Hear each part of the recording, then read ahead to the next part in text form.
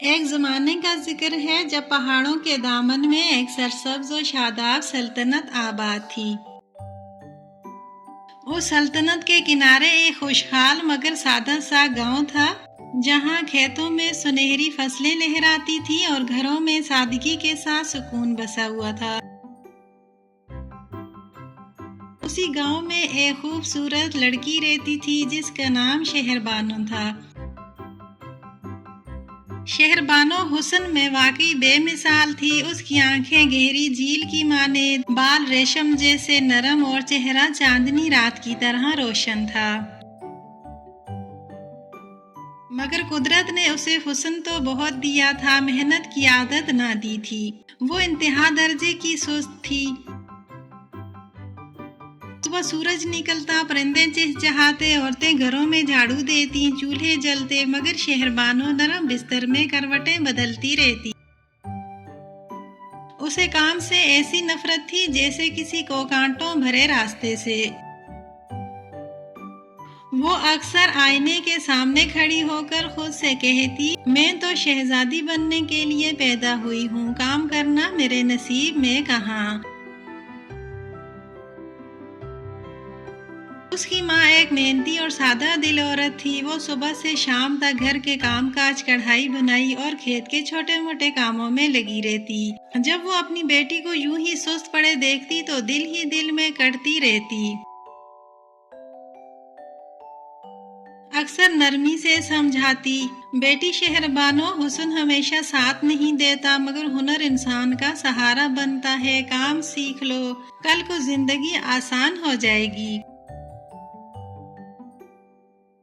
مگر شہر بانو ناک سکوڑ کر جواب دیتی، امی مجھے یہ سب فضول لگتا ہے، میرا نصیب تو آرام اور خوشی ہے۔ گاؤں کی باقی لڑکیاں سوئی دھاگے سے کڑھائی کرتی، کپڑا بنتی، مائیں ان کی تعریفیں کرتی، مگر شہر بانو نے کبھی سوئی کو ہاتھ بھی نہیں لگایا۔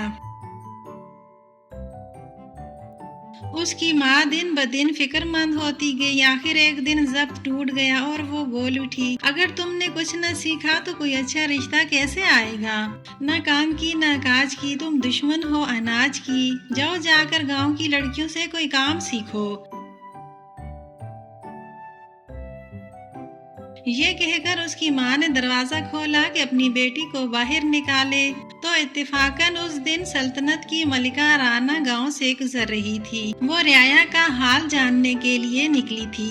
ماں بیٹی کی آوازیں سن کر وہ گھر کے دروازے پر رک گئی اور پوچھا، یہ سب کیا ہو رہا ہے؟ ماں گھبرا گئی، اسے لگا شاید اس کی بیٹی کی سستی ظاہر ہو گئی ہے۔ اس نے بات چھپانے کے لیے فوراً کہا، میری بیٹی دن رات کڑھائی کرنا چاہتی ہے، مگر میں اتنی غریب ہوں کہ اچھا ریشم نہیں لا سکتی۔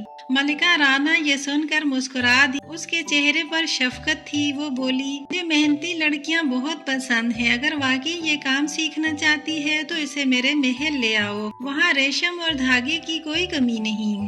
ماں نے شکر ادا کیا اور خوشی خوشی شہر بانو کو محل بھیج دیا۔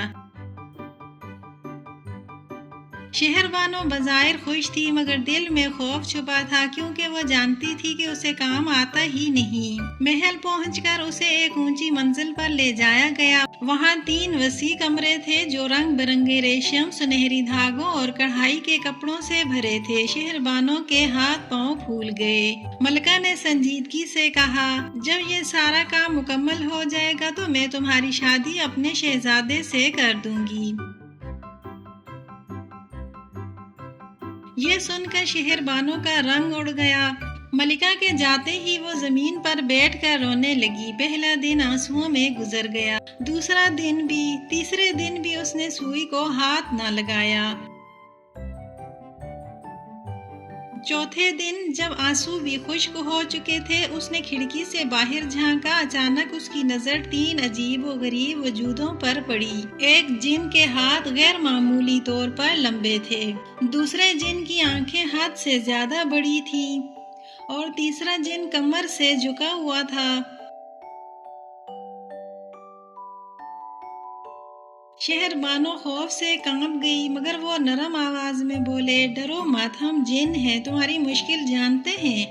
انہوں نے کہا ہم تمہارا سارا کام ایک لمحے میں کر دیں گے، مگر شرط یہ ہے کہ تم ہمیں اپنی شادی میں بلاؤ گی اور ہماری شکلوں پر شرمندہ نہیں ہوگی۔ شہربانو مجبور تھی، اس نے فوراً وعدہ کر لیا۔ پلک جھپکتے ہی تینوں کمروں کا کام مکمل ہو گیا۔ ریشم چمکنے لگا، کڑھائی شاہکار بن گئی۔ ملکہ یہ دیکھ کر بہت خوش ہوئی اور اس نے اپنے شہزادے کے ساتھ شہربانو کی شادی کرنے کا فیصلہ کیا۔ شادی دھوم دھام سے ہوئی، وہ جن بھی مہمان بن کر آئے۔ شہزادہ ان کی شکلیں دیکھ کر حیران رہ گیا اور پوچھ بیٹھا، آپ لوگوں کا حلیہ ایسا کیوں ہے؟ جنہوں نے سکون سے جواب دیا، یہ مسلسل محنت کے اثرات ہیں۔ شہزادہ چونک گیا، اس نے سب کے سامنے اعلان کیا، میری بیوی سے کبھی ایسا کام نہیں کروایا جائے گا جو اس کی صحت یا عزت کو نقصان پہنچائے۔ یوں شہربانو کو ہمیشہ کے لیے محنت سے نجات مل گئی، مگر اس کے دل میں ایک بات ہمیشہ کے لیے نقش ہو گئی، جو کام سے بھاگتا ہے وہ کسی اور کی محنت پر جیتا ہے، مگر عزت، سکون اور پہچان صرف محنت کرنے والوں کو ملتی ہے۔ یہ تھی آج کی خوبصورت کہانی خوشبو کہانیاں ٹی وی پر۔ اگر آپ چاہتے ہیں کہ ہم آپ کے پسندیدہ یا کسی اچھے نام پر کہانی کی ویڈیو بنائیں تو ابھی نیچے کومنٹس میں وہ نام لکھیں، ہم آپ کی پسند کو اپنی کہانی کا حصہ ضرور بنائیں گے۔ اگر آپ کو ہماری کہانی پسند آئی ہو تو لائک کریں، چینل کو سبسکرائب کریں تاکہ اگلی خوبصورت کہانی سب سے پہلے آپ تک پہنچے۔ ملتے ہیں ایک اور حسین کہانی میں، تب تک کے لیے اللہ حافظ۔